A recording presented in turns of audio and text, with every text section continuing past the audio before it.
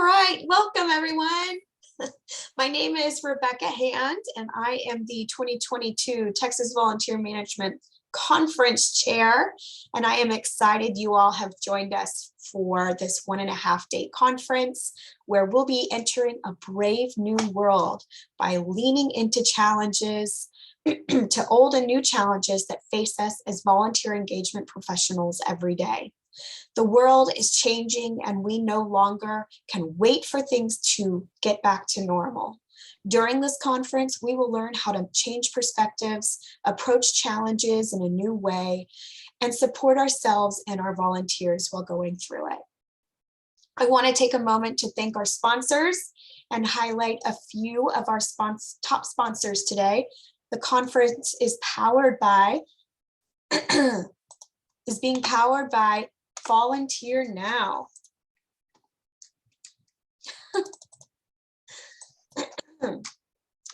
All right, so I'm going to turn it over to Megan, and let me introduce her real quick to you. I'm sorry, I'm having slide issues. Let me get over there real quick.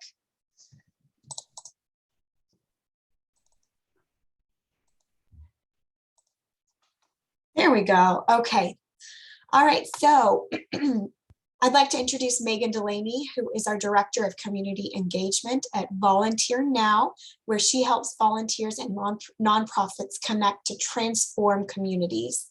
Megan has served in 2 different National Service AmeriCorps programs, the Conservation Corps and Disaster Preparedness, where her passion for community and hands-on work flourished and led her to the nonprofit sector. She was awarded the Outstanding New Volunteer Administrator Award from the National Association of Volunteer Programs in Local Government in 2019 and is a Texas State Park Ambassadors alumni. Megan helps lead our local VOAD chapter, working with disaster response agencies and mobilizing volunteers during disasters. She has a passion for helping nonprofits communicate the impact of their volunteer programs and teaches volunteer managers how to effectively recruit and train volunteers through clear communication and creativity.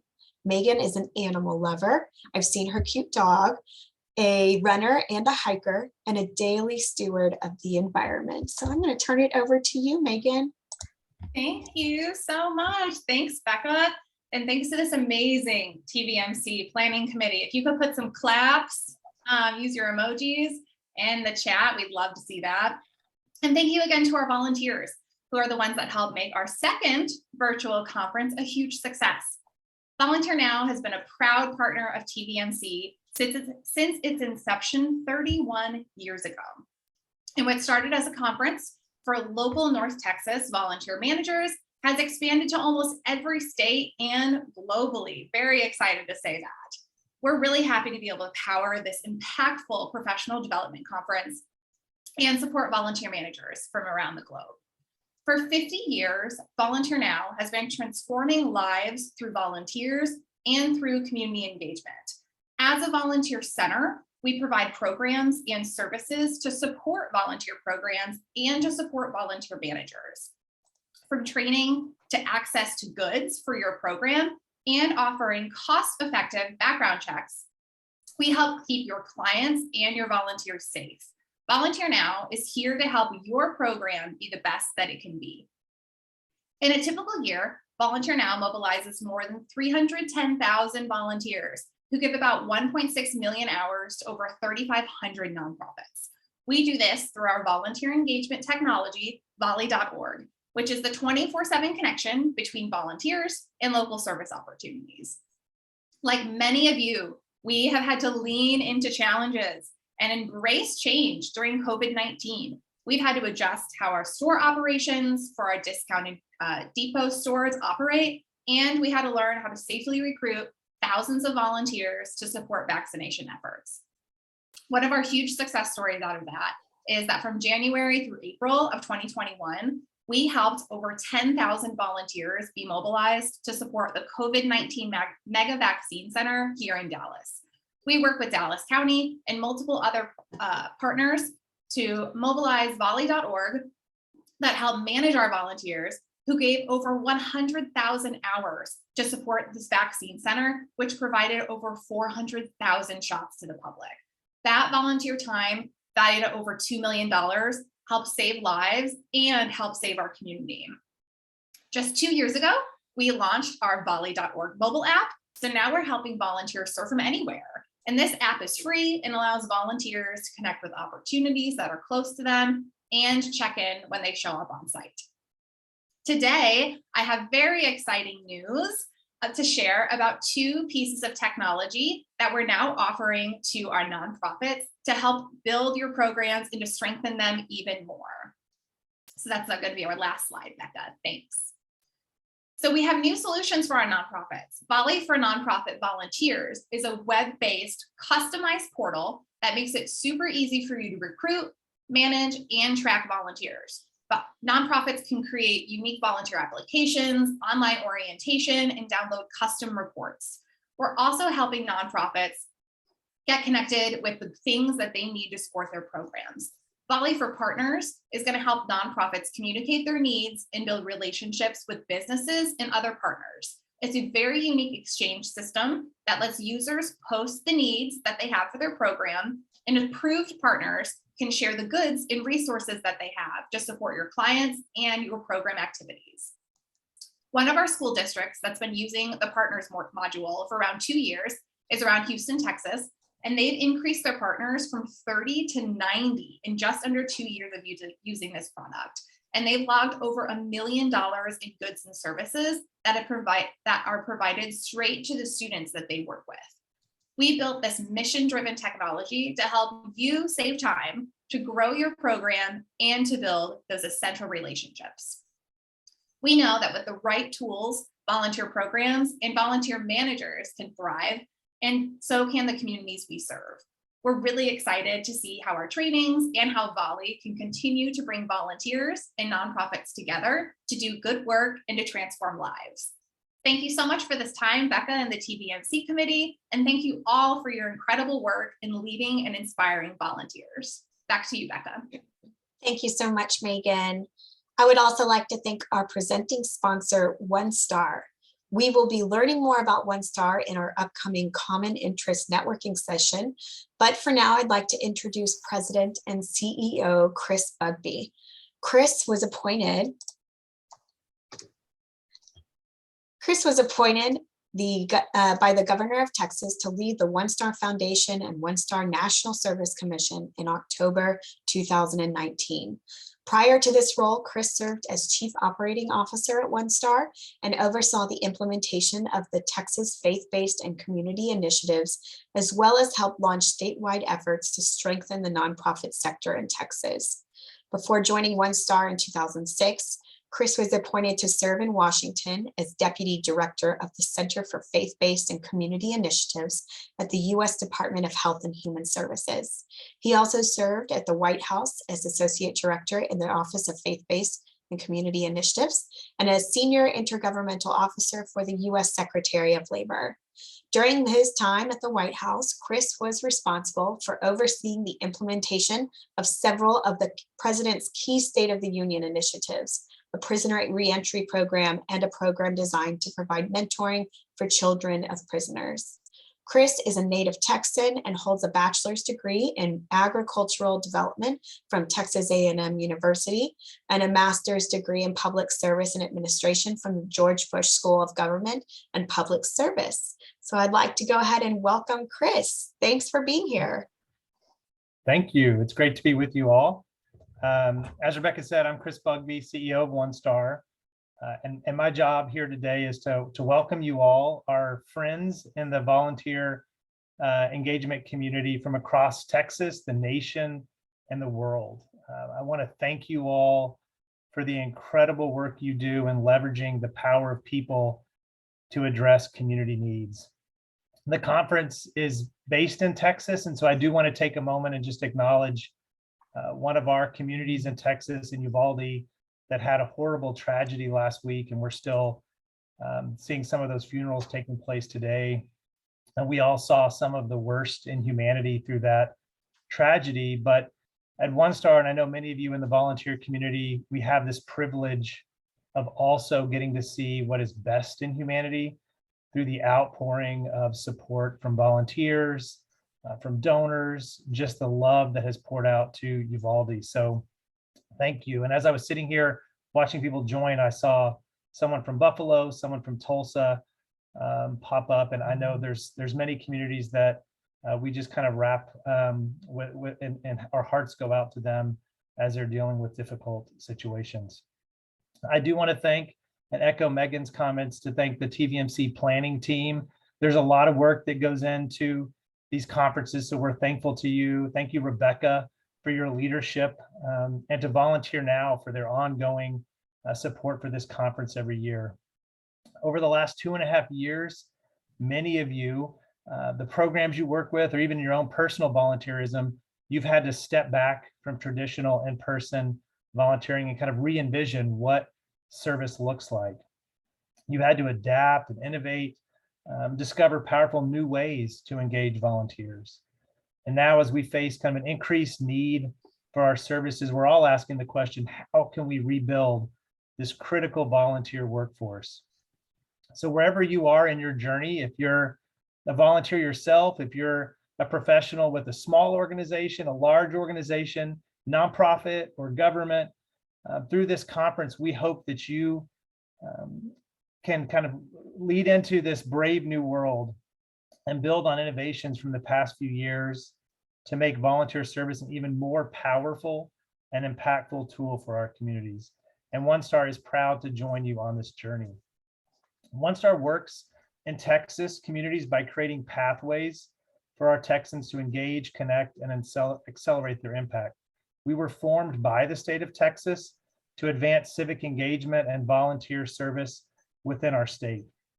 Our work includes administering AmeriCorps, which is a federal service program, strengthening the statewide volunteer infrastructure and promoting volunteerism statewide, advocating for and strengthening the capacity of the nonprofit sector in Texas, and equipping our Texas communities to be more resilient during all phases of disaster.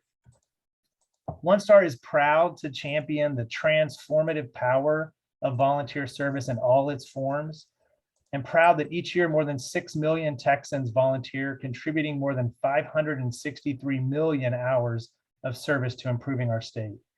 We believe service and volunteerism truly is a cornerstone of what it means to be Texan, and that everyone can make a difference through their actions.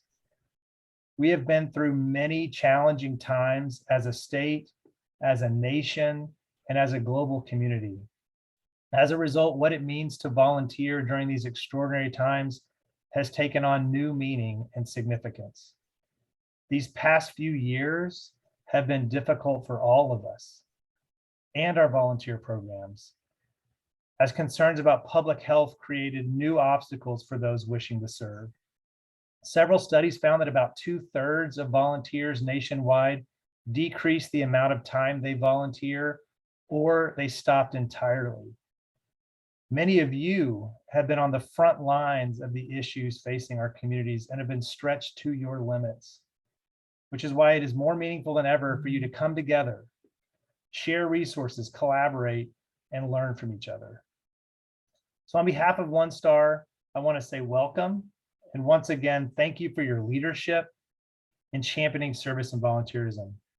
Because of you, volunteers are equipped and ready to take action in some of the most demanding and challenging circumstances. The adaptability and creativity exhibited by the volunteer engagement community is a powerful testament to our nation's resilience and compassion. And to the Texans on the call, I have a special request. If you know of a volunteer that is doing incredible service and inspiring others to volunteer, I invite you to nominate them for a Governor's Volunteer Award. You can get more information on our website at onestarfoundation.org to submit that nomination. So to everyone on the call, I'm grateful that you're all here today. I hope these next few days will be filled with valuable insights and personal encouragement that you can store up and bring back with you to your work. I wish all a wonderful conference with lots of opportunity for networking and growth. And please consider OneStar a resource. Thank you. Thank you so much, Chris. It's great to have you here. And we appreciate OneStar's partnership in this conference and making it as accessible and beneficial to people across Texas and the country and the world. So thank you for being here. So before we dive into our first session of the day, I want to share a few requests and helpful tips for making the most out of this experience. My first tip is to keep your program handy so that you're able to easily access it throughout the conference. My second tip is to bookmark your program on your browser or to keep it on your desktop so that you can easily access it throughout the day. To attend a session, you simply need to click on the title of the session and you will be taken to that session's waiting room. If you are having issues with the links or anything technologically, please try a different browser and then email texasvmc@gmail.com. All sessions are being recorded and will be available on demand until June 30th. We'll email out that resource to registrants a few days after the conference. There are 15 minutes between each session, so feel free to grab a bite to eat and use the restroom. Please feel free to eat your lunch on camera. We understand that it's a normal part of being a living human being. We decided a conference isn't a conference without a bit of swag, so we are excited to present this year's virtual swag bag full of giveaways, raffles, and more. It's free to participate, and you can do it at any time during the conference. You'll find that link in your program as well. So now a few requests. Please do not share any of the links provided in your program to others who did not register. We have a limited capacity for people to attend and need to give access to those who registered. Please make sure you are on mute throughout all speaker presentations to avoid unwanted background noise that can distract others. Our chat rooms are wide open and we welcome discussion throughout the sessions. And lastly, we understand that when conferences happen, the work doesn't stop. We do ask that you be as present as possible and participate in polls, breakout rooms, discussions, and networking events. So now I would like to introduce our first speaker of the day, Martin J. Cowling, and his presentation, The 7 Vital Factors. I asked Martin what he would like us to share about him, and he said, please don't read my bio, just tell them, I'm Martin, he's a good guy, and he's an Aussie. All three of those things are true, but I thought I'd share a bit more about him as well. Over his career, Martin has worked from small grassroots organizations through to senior management roles with large organizations and has provided consulting services to non-governmental organizations and governments across the globe. He is credited with writing Australia's first documented policy on volunteerism and was responsible for the federal volunteer strategy for 2 Australian prime ministers. He has written over 200 articles, blog posts, papers, and book chapters, and comes with an Aussie accent. So let's start off this Texas Volunteer Management Conference with our first speaker who is on the other side of the world. Welcome, Martin, and thank you for being here. Thanks, Rebecca. Good day, everybody. Thank you to Chris and Megan for your talks and your sponsorship. It's fantastic to be here. I'm going to break the first rule. I'm going to ask everybody please to unmute, and I'm going to explain to you what I'd like you to do. Listen carefully. If you're from Texas, I'm going to count to 3, and I'm going to ask you to say howdy. If you're from the East Coast, I'm going to ask you to say morning. If you're from, afternoon. If you're from the West Coast, I'd like you to say morning. If you're from some other part of the United States or Canada, I'd like you to say hi. If you're from somewhere else in the world, I'd like you to say hello. And if you're an Australian like me, please say g'day. G'day. So everybody clear? On the count of 3, I want to hear you all. Disturb your workers, disturb your dogs, disturb your family. 1, 2, 3. Good afternoon. Howdy. Hello. Any Texans? Let's try again. 1, 2, 3. Good afternoon. Howdy. Howdy. Howdy. Howdy. Howdy. Howdy. Howdy. Howdy. Howdy. Howdy. Hi. Now I heard some Texans, and I think I even heard some people from Houston and Austin and Dallas. You can almost tell the difference. You can probably tell the difference that I'm not a Texan. Please do mute now. I will ask you to unmute a couple more times, but at this stage, if you could remain silent, that would be fantastic. Normally, I bounce around the room when I'm presenting. It's very hard to do that when I'm stuck in a little small screen box, but I'll do my best. Please do keep your cameras on because I do like to see your smiling faces or frowning faces as that happens. That is most useful. What I'd like you to do is ask everybody to pick up a piece of paper off your desk. And I'd like you to write at the top of the piece of paper in your bestest handwriting, brilliant ideas. Brilliant ideas. And when you've written it, I'd like you to hold it up to the camera. So if you could please grab a piece of paper, write on the top, brilliant ideas, and then hold it up to the camera. Thank you, Rebecca. I can see yours. And who else can I see? Thank you, Jenny. I can see yours, Jenny Horton. And I am seeing your Zoom user. I don't think that's your real name, but it's good to have you with us. And thank you so much, Kathy with a K and Kathy with a C. I've got two Kathys with theirs up. Thank you, Paula. Thank you, Ramona. Thank you, Meals on Wheels. Thank you, H. Christie. Thank you, Jonathan. What I'd like you to do with this piece of paper through the entire conference is every time you hear a brilliant idea, whether you think it yourself, whether one of the speakers says it, or one of the other group members you're in, write the idea down. Now, I need to give you a heads up. You will not be allowed to leave my session today if you haven't written one brilliant idea down. I can't actually stop you leaving my session, but I'll make the idle threat and you can stick to it. This session will be a bit challenging. It's also designed to give you a little bit of hope. The major hope is that you are not weird. Well, not entirely weird.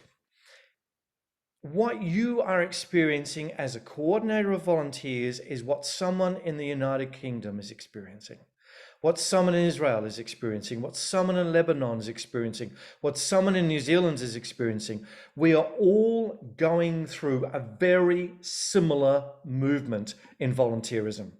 The world has changed.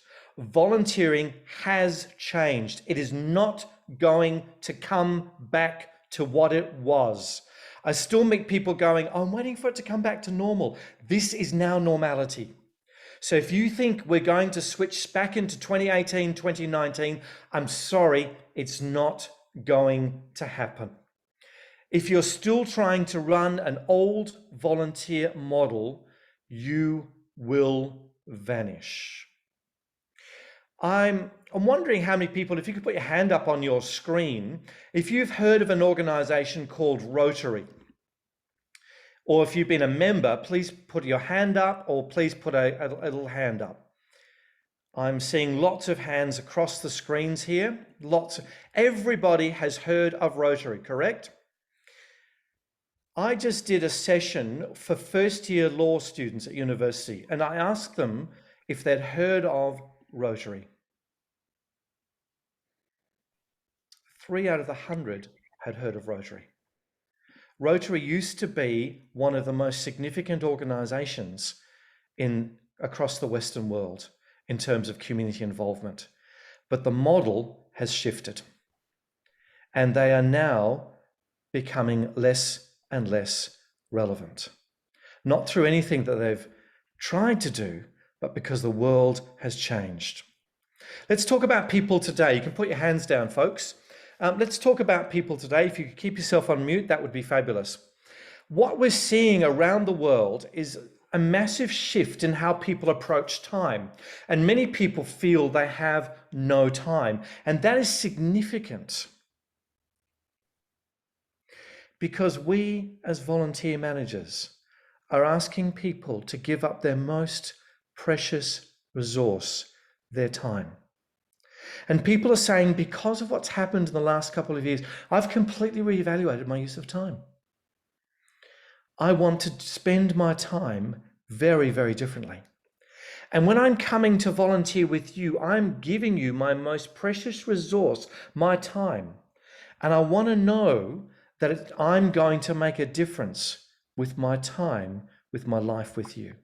And if I volunteer for you and I don't feel I'm making a difference, I'm not going to keep volunteering for you.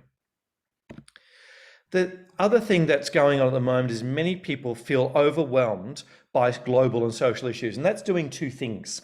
For some people, they're sitting at home going, I feel overwhelmed, I'm going to hide, and I'm going to stay here, and I'm not going to engage with the world. Other people are saying, I want to be more engaged with the world. I want my kids to be more engaged, and I want to make a real difference. But overall, there's this real sense from people, they're feeling overwhelmed by global and social issues.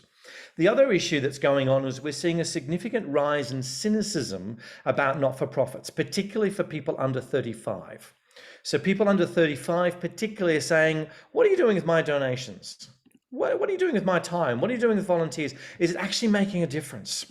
Or are you just doing things that are not helpful? The other thing that's going on is that people are seeking community. And they're seeking community either through face-to-face volunteering or face-to-face contact, or they're engaging online more than ever before looking for community. And the other thing that people today, we all know this, technology rules, underpins, simplifies, and complicates our world and our lives all of the time simultaneously. My most endearing image was watching people in Kenya who are goat herds in the rural parts of Kenya, all with cell phones clipped to their belts.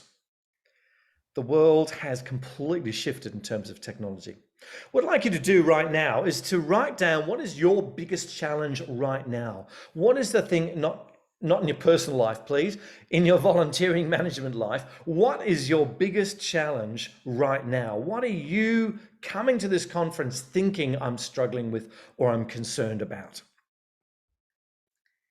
If you could just take a moment to write that down, that would be fabulous.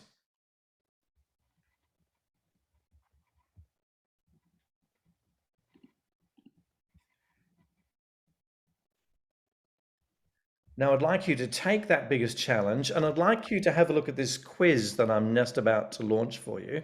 Which one of these categories does that biggest challenge fit under? Does it fit under burnout, either of yourself or your volunteers, disorganization, health and safety, management of time, retaining volunteers, or recruiting volunteers? Where does that challenge most sit?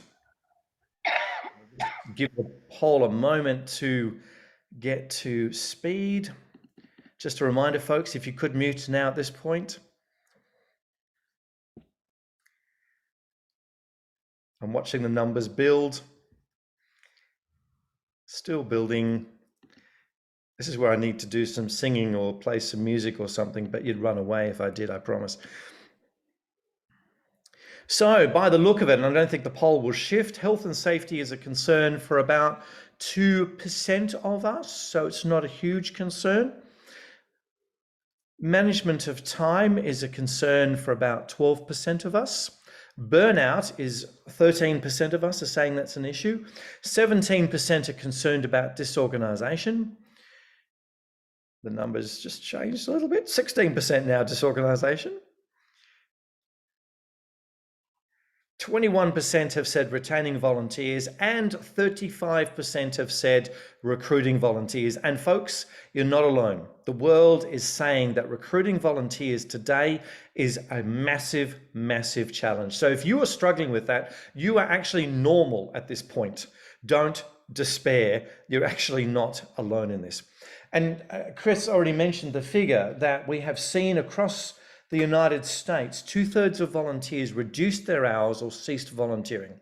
That is the same trend across the world. Not exact same figure, but a very similar figure across the world. Thank you. I'm going to end the poll at this point. Thank you for participating, folks. And I'm putting up the results there, as you can see. So I want to talk about for the next, I was joking, I said to the committee, and thank you to the committee for inviting me, for the next 4 hours, because this topic actually needs probably 4 hours. So if you could settle down and just relax for 4 hours. No, I'm just kidding, because we're going to spend another 45 minutes together. There are 7 vital factors that we need to be thinking about incorporating and building our new volunteerism world. And the first I want to talk about is impact. The second is attitude. The third is what I call opportunity. The fourth is flexibility. The fifth is diversity. The sixth is visibility. And the seventh is satisfaction or satisfied. I was trying to find a word that rhymed with ility to put for satisfaction, but I couldn't find it. So if you can come up with one, please do send it to me in the chat. Let's run through those 7 things now. Let's talk about impact first of all. We need to identify the impact of volunteering on 3 things: on the individual, on the organization, and on the community. One of the things we're very good at, and is when I meet with volunteer managers, I say, tell me about your program. And they go, oh, we have 163 volunteers who give 27 hours a week, which is 4,000 hours a year, which is worth $27 each, which means my program is worth $546,000.12. Ever heard those sort of conversations? It means nothing to an individual volunteer. And yet we keep using those.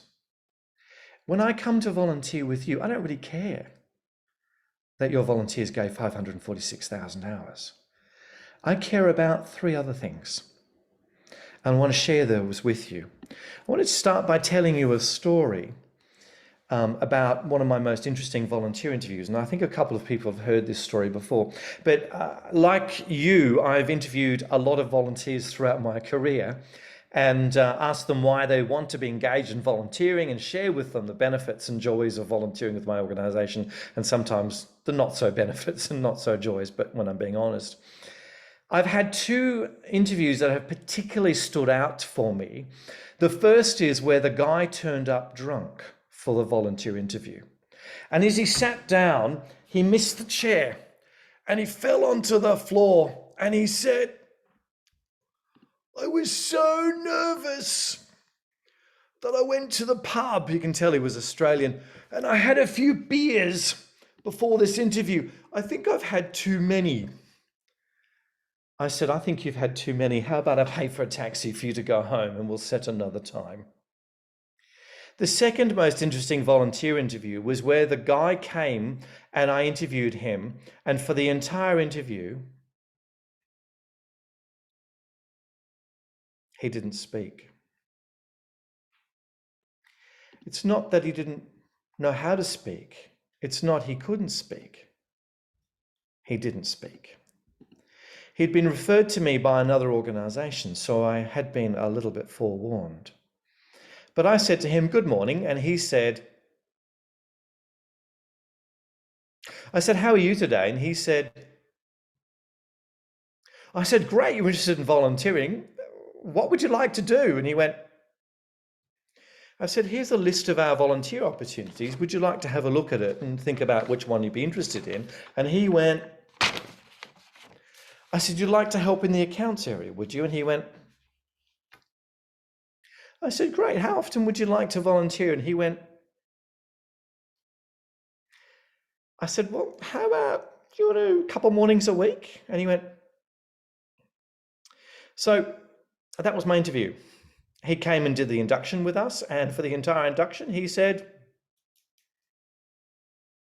nothing. He worked with our accountant every Tuesday and every Thursday morning.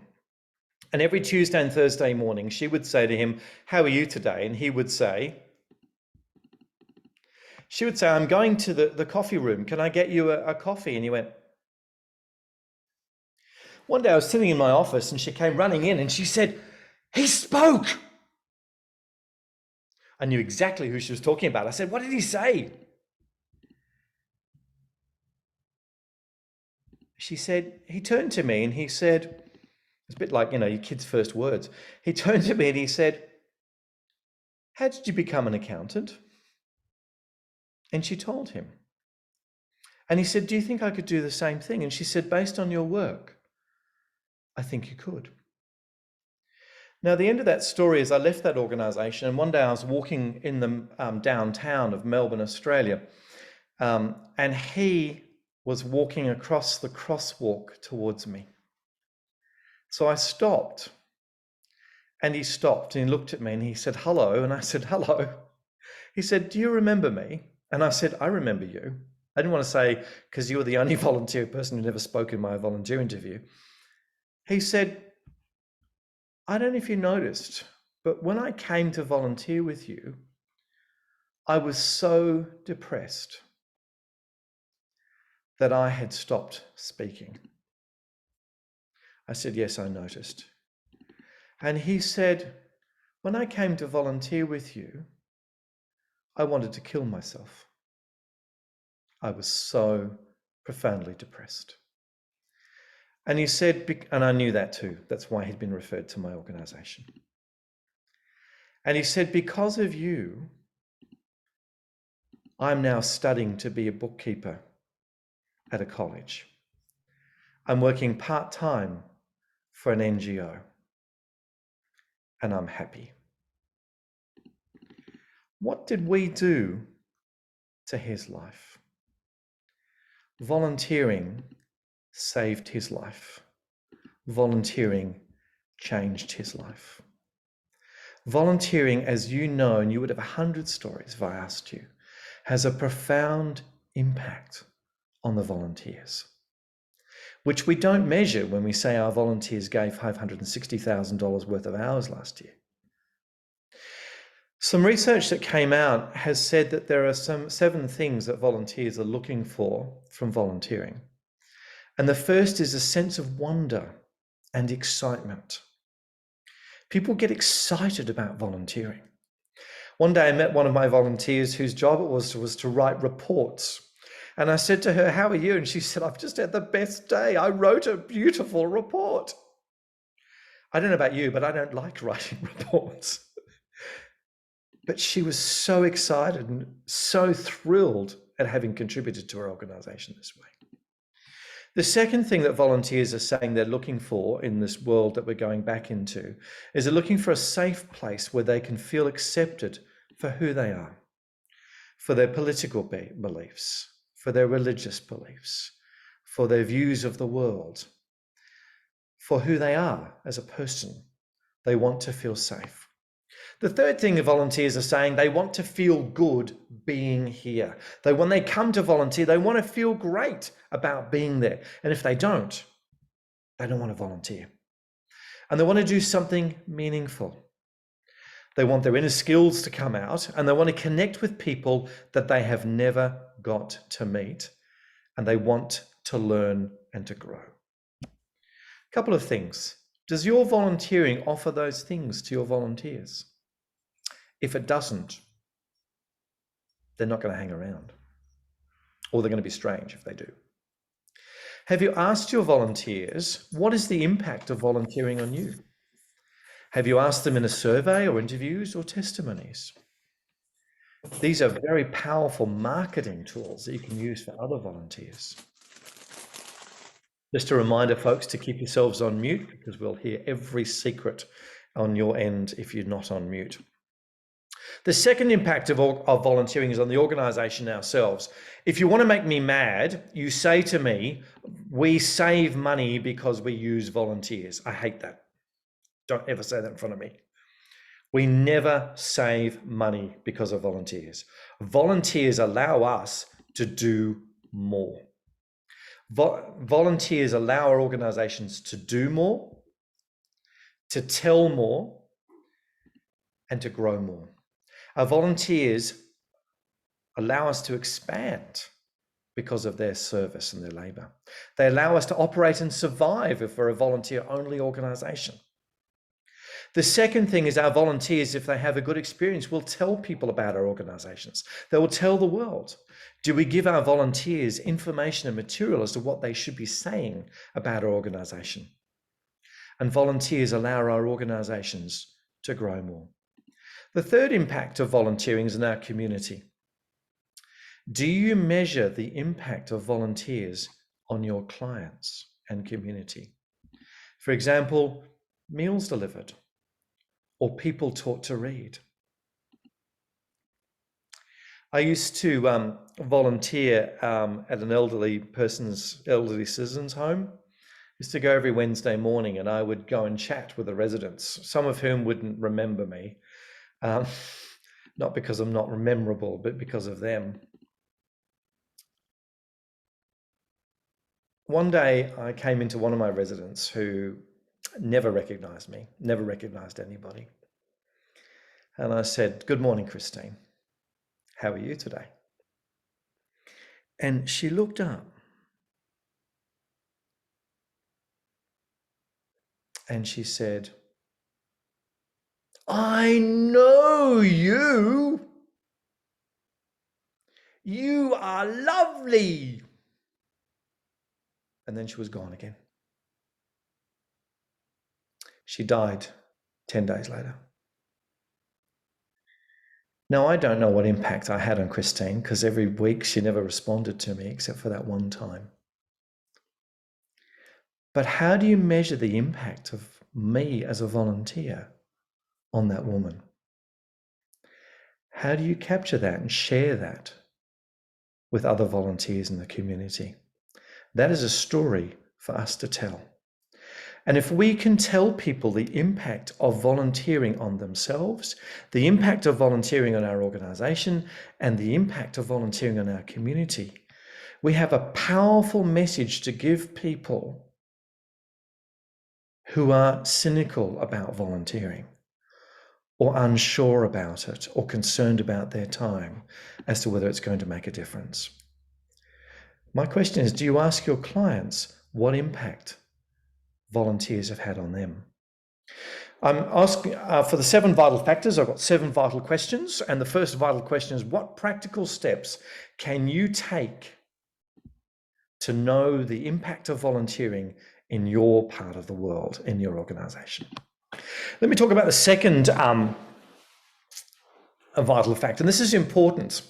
So I do a lot of consulting with organizations, and I focus on change, leadership, and impact, and volunteering is one of those parts of the impact.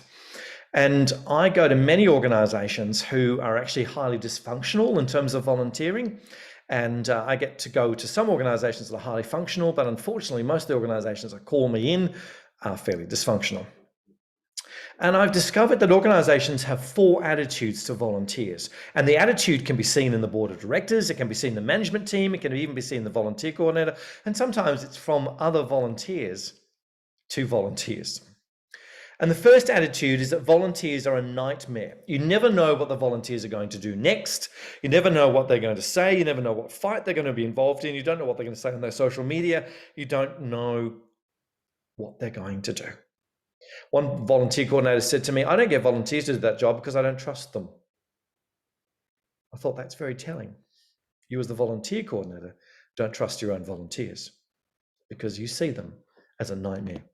The second thing is that many organizations see the volunteers as a nuisance, not quite nightmarish, but as a nuisance. They get in the way, they don't do things properly, they don't turn up, they miss their shifts, they're changing around.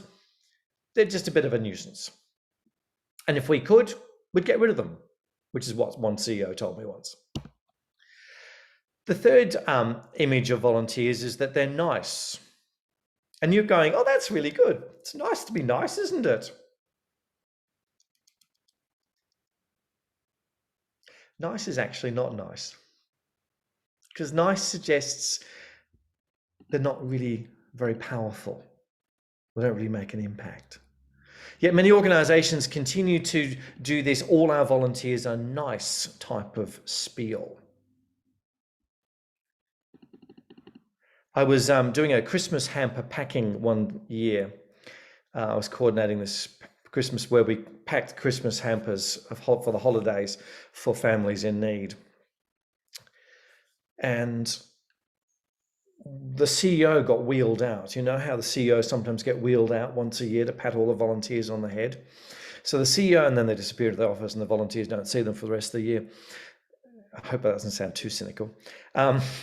So the volunteers were packing, the CEO comes out, she comes up to one of the volunteers and she says, "Oh, hello.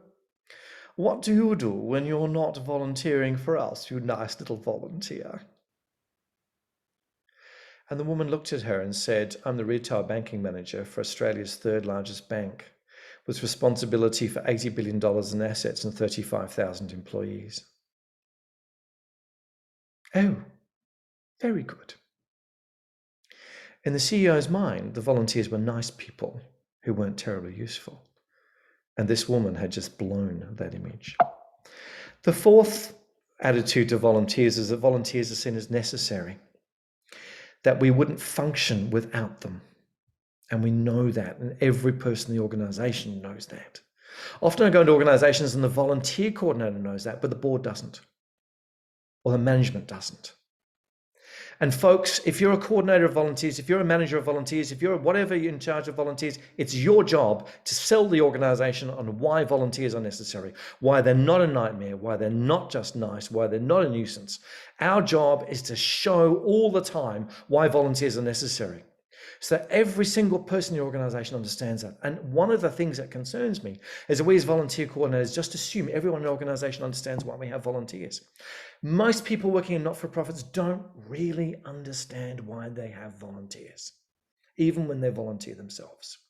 And it's up to us to educate our organizations so that our organizations understand that volunteers are necessary. This is my second vital question for you to think about. How do you help your organization or community to see volunteers as necessary? The third is opportunity. Why will people choose to volunteer with you?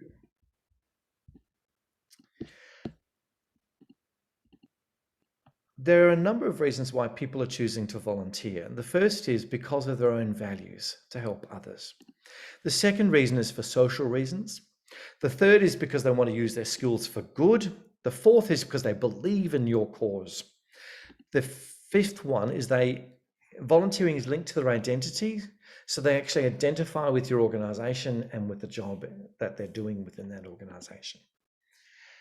And another reason why people will choose to volunteer with you is to have learning.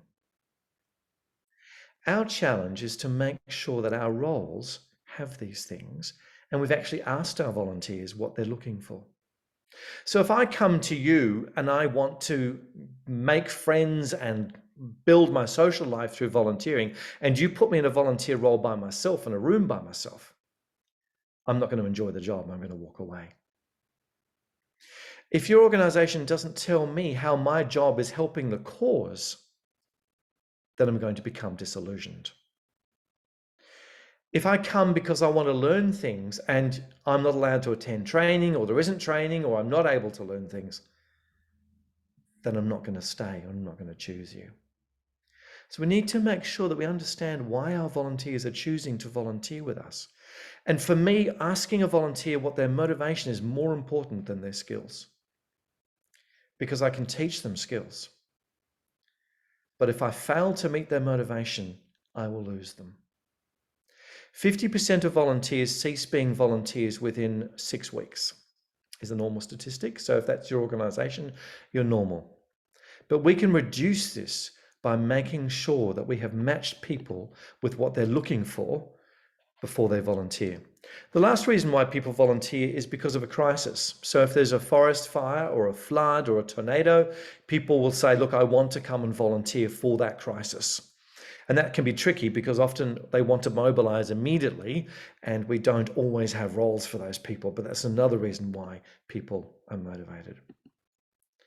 The question 3 for vital factor 3 is how to create meaningful volunteer opportunities for real people in your actual community.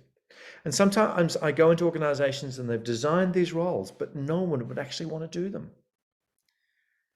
We need to be thinking about, is this a real role for people in our community? One of the interesting exercises I did with one organization is we had a group of students who volunteered for us. They were marketing students.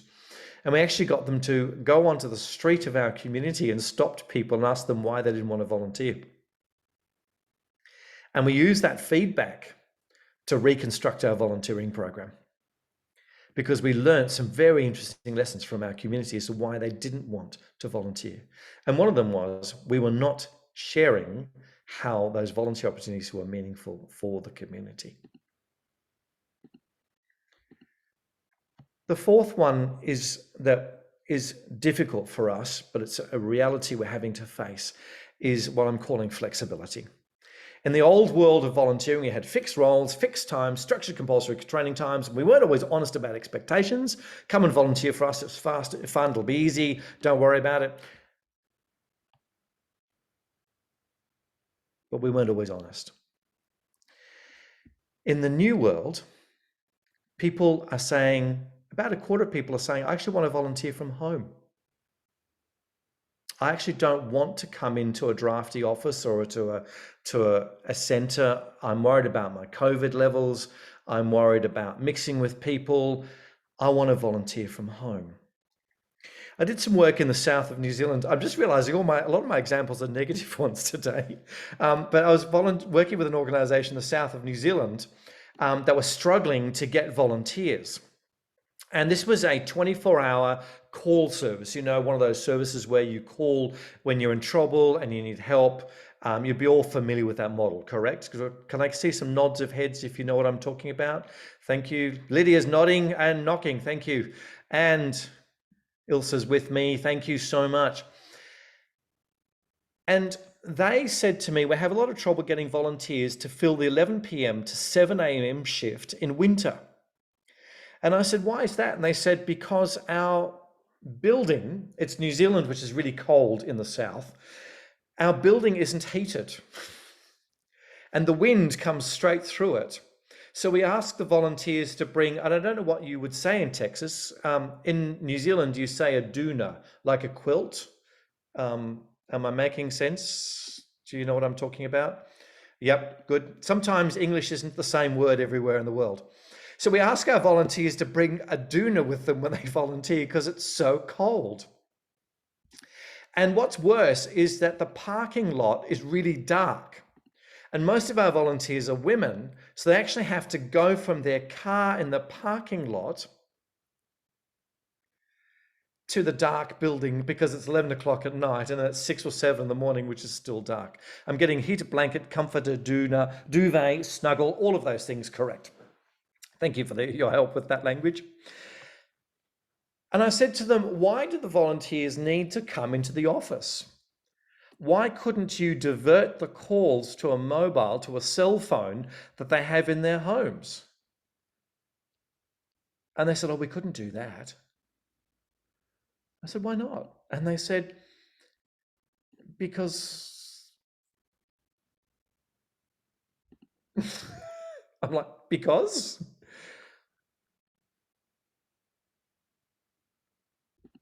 The good news is they worked it out. And now if you want to do the 11 p.m. to 7 a.m. shift for that organization, you can choose to go to the drafty cold office in the dark car park, or you can choose to do it from home. And guess what happened when they allowed the volunteers to do it from home? The number of people willing to do it from home went up enormously. There were some concerns about confidentiality, but the reality is that no one was up in people's houses at 11 o'clock at night to 7 in the morning. They could sit in a room by themselves with whatever heating they needed to have. I've just been reminded that no one in San Antonio, Texas understands what cold means. I think it's cold in San Antonio when it gets under 91 degrees. Is that right? Something like that. So I'm talking really cold in southern New South Wales. Southern New Zealand, just pretend. The other thing is that we need to be looking at online options, and there's no reason why you can't be recruiting people from Canada to volunteer online for you. I actually work in Thailand as a volunteer, and I have volunteers working online from across the world. There is no reason why they cannot volunteer for me in their own time zone to do their own work.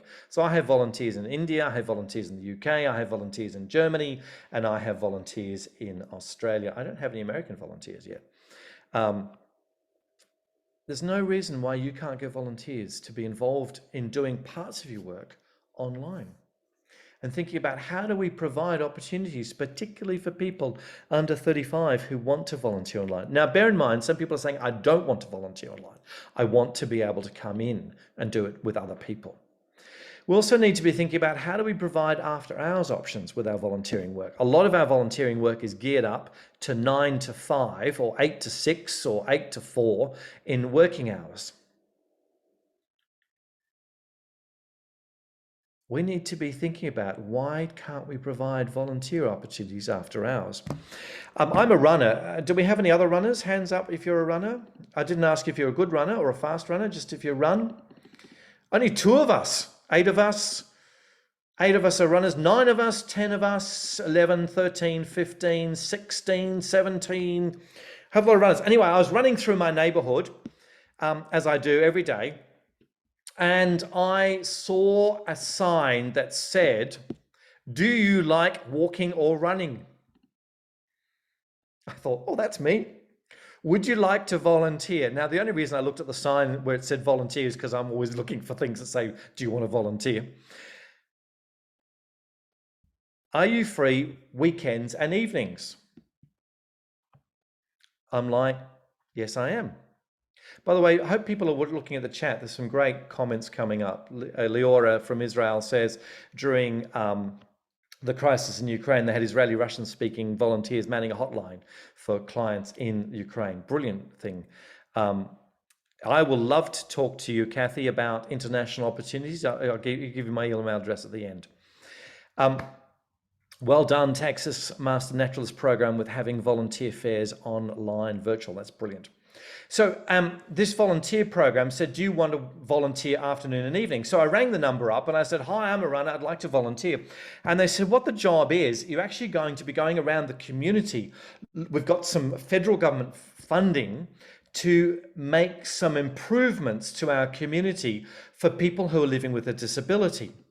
And what we want you to do is to find all of the areas that need to be fixed for people with a disability, and then we're going to prioritize them and we're going to put the funding there. So things like our local transit station has a great sign that says, you know, with wheelchairs, and you go down the ramp where it says the wheelchairs, and you get to the end of the ramp and there are 3 stairs. The reason was the transit authority looked after the ramp and the city looked after the 3 stairs, and they couldn't agree. So we have a ramp for disabled people that ends with 3 stairs. So we're looking for volunteers that will go around and they will actually find all of these hazards for people with disability. Things like we had a zebra crossing with the beep beep sound for blind people, but they'd built a park bench at the end. So you bumped into this bench if you were blind. It was just like some very obvious things. And they said, you can walk or run anytime you want to do it. You will be given an area of the neighborhood. You will do that in your own time. And then you report. I'm like, this is fantastic. All the things I want to do. I'm going to exercise, see my community, and do something meaningful. And I can do it in my own time. And she said, great, fantastic. We'd love to have you as a volunteer. She said the only issue is that the training is a full day training, because we want to talk to you about safety and all of those things, and it's on a Thursday. I said, I work full time. Why does the training have to be on a Thursday for a program that's on weekends and after hours? She said, because that's when I work. I said, have you thought about doing the training on a Saturday? She said, a lot of people have asked me that. No, because I don't work Saturdays. So guess who didn't volunteer for that program? And guess who saw that sign every time they ran past it? We need to be able to offer people after hours options. The reality is that people are working all sorts of strange hours. Many people are working 2 or 3 jobs. If we want volunteering to fit in, we actually have to chunk it up and give people options that are after hours in their own time. And we need to rethink supervision. We don't always have to have paid staff supervising volunteers. We can actually engage trained volunteers to supervise volunteers. The 4th question for you is, what can you do to create a range of volunteer options in your part of the world? Let's talk about vital factor 5. This is about... Thank you, you who says adding Saturday mornings, sorry, Amanda, sorry from you, Dell. Adding more Saturday mornings has made a world of difference for our diversity. And Ali says, this has been me trying to volunteer at my local hospital. I work, but I want to do this. So, very common story, guys. What a loss, absolutely. And Sharon says she's pivoted one of her projects to after hours. Fantastic, thank you. I've been asked to restate question 4. I promise I'm going to give you all the questions again. Sorry, I didn't mention that. What can we do to create a range of volunteer options. See, Becky, you ask and I answer for you. How's that? Diversity. Let's talk about diversity because it's kind of a big issue everywhere in the world at the moment. And it means different things to different people in different parts of the world. My take on diversity is this. People want to be treated as individuals. And it's respectful to treat people as an individual. I don't necessarily want to agree with someone else's views or positions, but that's not my job. My job is to treat a volunteer as an individual and to listen to their needs and concerns and wants and desires. And as long as those needs and concerns and wants and desires are not going to destabilize my organization or undermine another volunteer, then I want to respect that. People want safe places. So they want to know when they come and volunteer that they want to be treated with respect and to be looked after.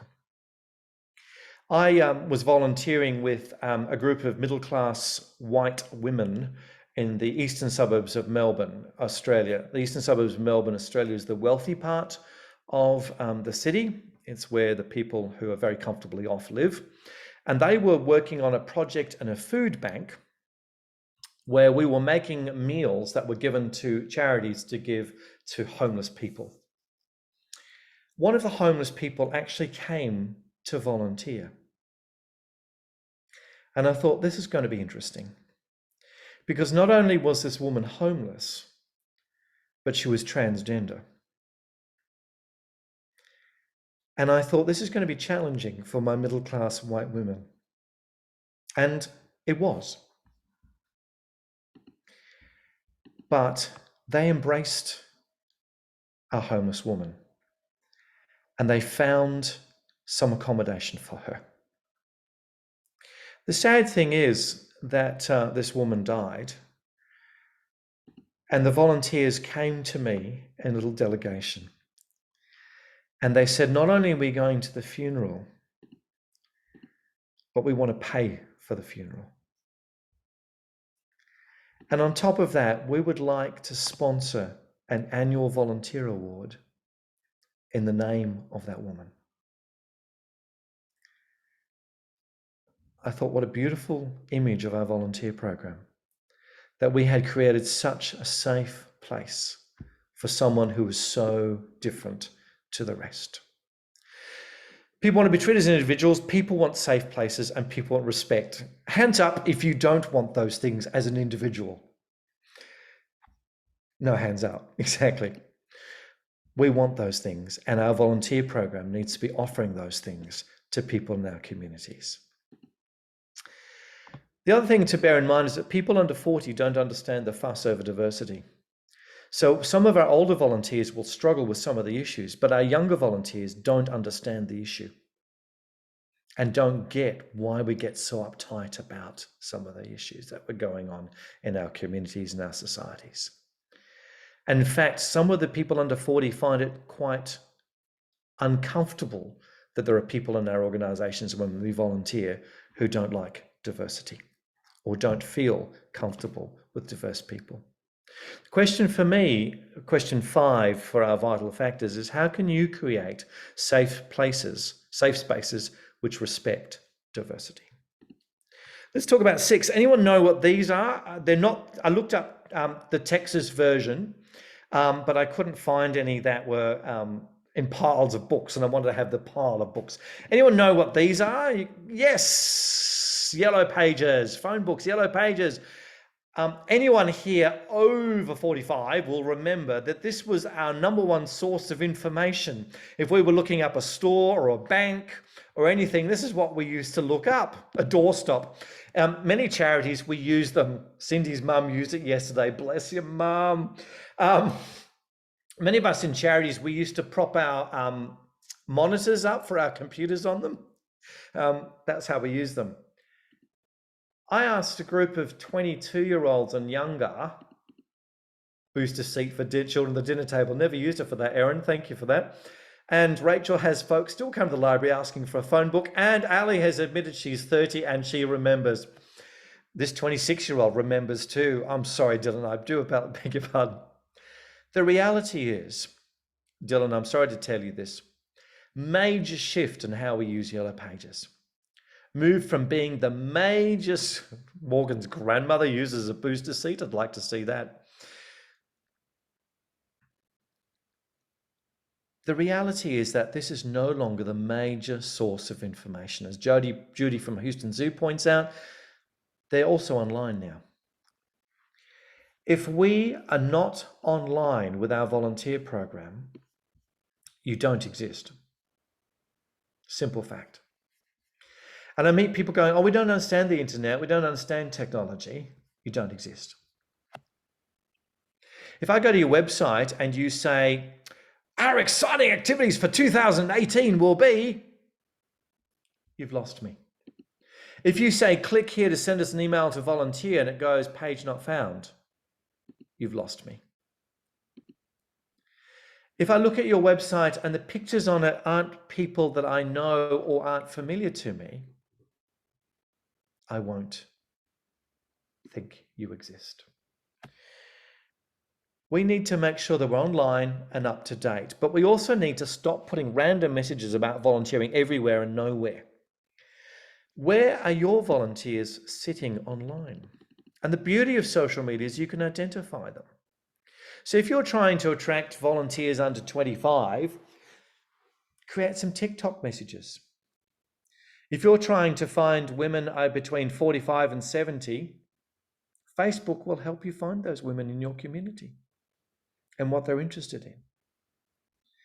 Don't put random messages. I mean, volunteers have put bizarre messages everywhere. Not worth it. The other thing as a volunteer coordinator is you need to know how to use tech. I'm tired of going to organizations where people say to me, I don't understand how to use tech. We've had web pages for 30 years. We've had email for 35 years. So I met a volunteer coordinator 2 weeks ago, said to me, I don't let my volunteers use email because I don't understand how to use it. And I'm like, it's not a new technology. If you said I don't understand TikTok, I get it. Know how to use tech, know who you want and why. Find those people. Have tech solutions for your high-tech people. Have paper solutions for your low-tech people. And update your relevant social media. Get young people or volunteers to help you. One of the most interesting projects that I was involved with was where a local high school has a media course and they get the kids to do a project and they could never get projects. And I linked them up with a volunteer group. And the volunteers were interviewed. Aviana says, yes, the 90-year-old plus volunteers use tech. You can too. Thank you, Aviana. The volunteers were interviewed by these high school students and they created TikTok messages. Of course, some of the older people never heard of TikTok, but they went around saying to everybody, I'm on TikTok. Look at me on TikTok. It's wonderful. So all these people learned about positive messages, about volunteering. They could then use those videos on their website, on their Facebook page. The volunteers were telling everybody, come look at Facebook, my TikTok's on there. Generated lots of interest in volunteering from their family and friends and from the high school kids who told their parents about the interesting project they'd been involved with. Enlist volunteers to help you with your media. Last one for the vital factors is the one I'm trying to find an itchy word for, but in the meantime, we'll go with satisfied. If your volunteer has a good experience with your organization, they will tell one person a month.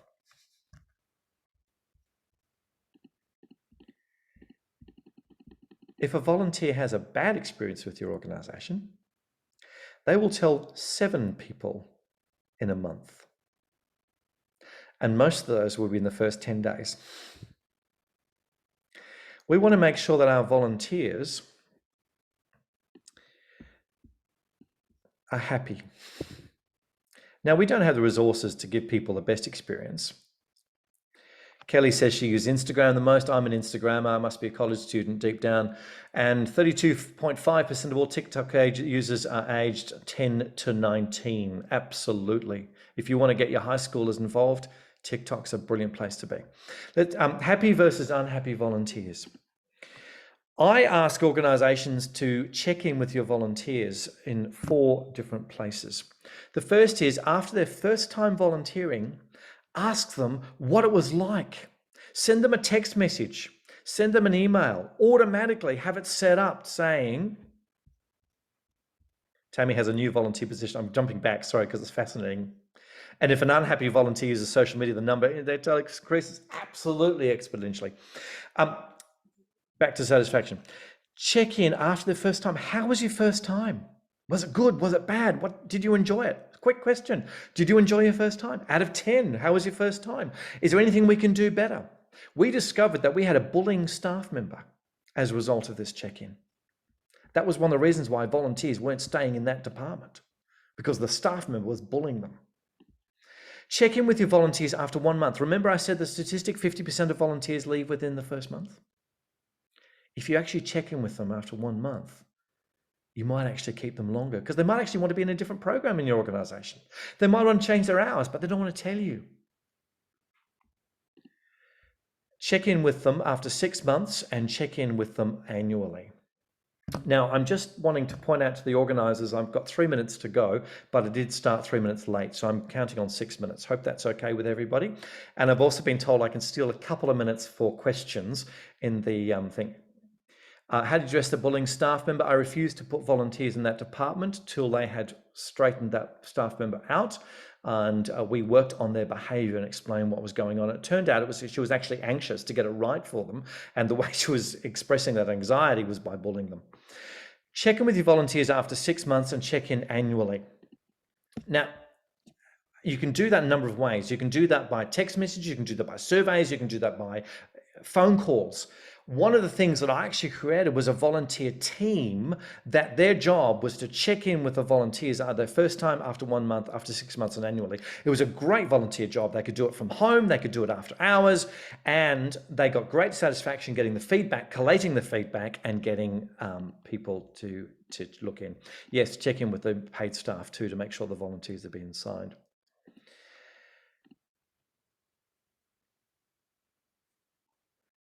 When you do your check-in with them, listen, take on the feedback. If it's negative feedback, don't pretend it's not there. Many organizations we've got negative feedback and we're pretending it's not there. Make changes.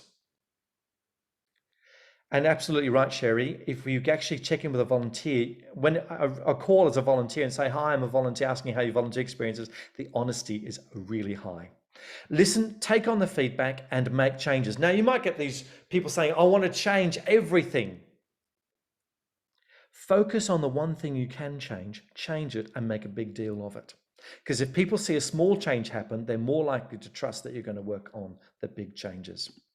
And if it's something, you tell everyone about the changes. And if it's something you can't change, be honest about it.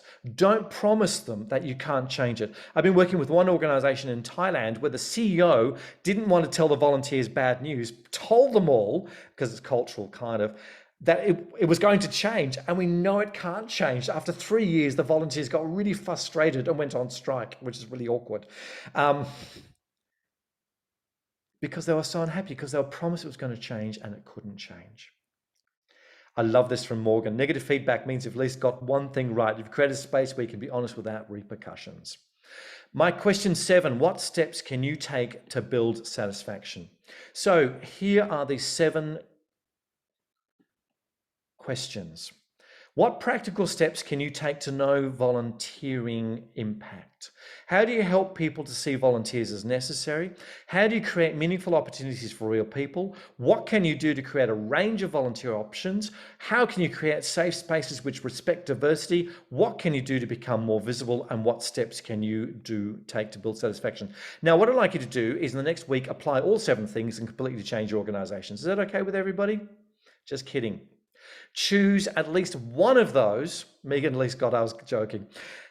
Choose one of those that you're going to focus on. Get a group of volunteers around you to help work on the other 6.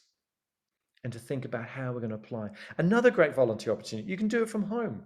How can we as volunteers help improve our organization? So Paul, as a department of one, 50% of your job, it's very difficult. Get some volunteers alongside you, mate, to work with you on that.